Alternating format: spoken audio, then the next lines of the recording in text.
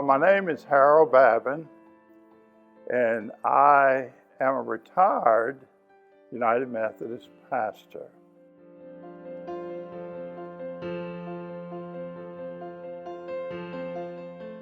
And when I walk into this sanctuary, and I say this to the church too, when I walk into this sanctuary, so many memories flood me. I get very nostalgic. And in this church, they encouraged me in ministry, which I felt the call to do, and they were so positive about that. They recommended me for a license, and I entered the ministry. And I started the pastoral ministry from 1963 to 2005.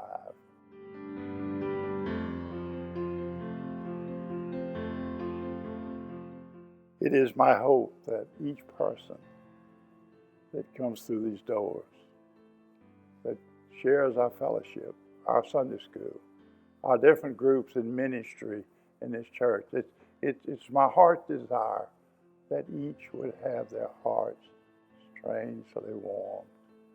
Because when that happens, joy takes over. And something else takes over. It's love, giving of your heart, and loving God as Christ has called us to do, and love each other in a very special way. So my hope for our church is that love will be so evident that it'll be attractive, and people will come, and maybe we can introduce them to the living Christ, and through His Holy Spirit, maybe they'll have their hearts strangely warmed. When that happens, we will continue to grow in faith and hope and love.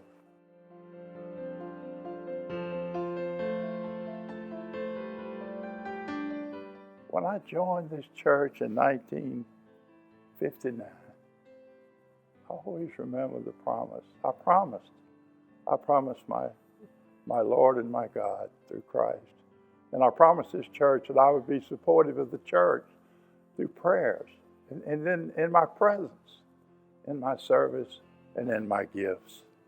And speaking of generosity of the heart is my thought. Because when the heart is touched, when the heart shows great love, you can't help but be generous. You want to give your heart. You want to share in all the things in ways that we share with time and talent, and yes, our funds, our money, because we need to be a part of ministry throughout the world, and we do that here in Zachary. I'm very proud of our church that we're able to support ministries locally in and around Zachary, in and around Louisiana, and in and around the world. And to do that, we share.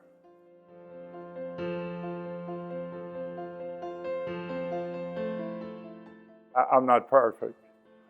And there are times in my life in which I've guarded my heart. And what I mean by guarding my heart is I've kind of closed it up. But that's not a good feeling.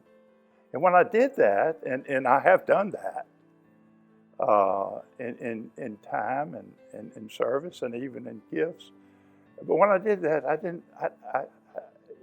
didn't feel good.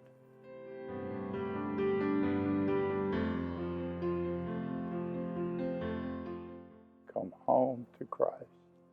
Open your heart and trust and believe. He loves you deeply. And then from that moment on, you will be able to make decisions that you need to make. Maybe as a young person, whatever age. But my advice is to come home. It'll be a wonderful thing to see what He accomplishes through you.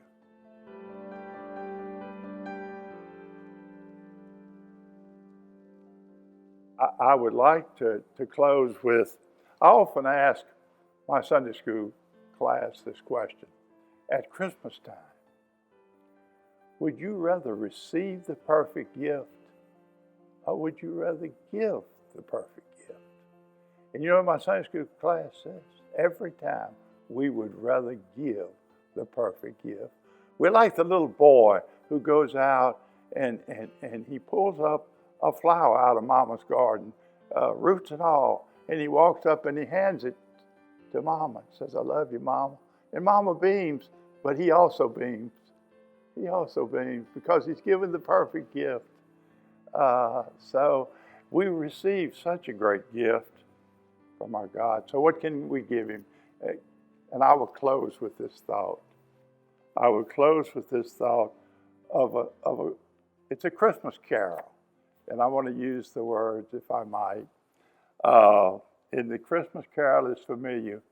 It's in the bleak midwinter. And it closes with these words, "What can I give him, poor as I am? If I were a shepherd, I would bring a lamb. If I were a wise man, I would do my part. What I can, I give him. Give my heart."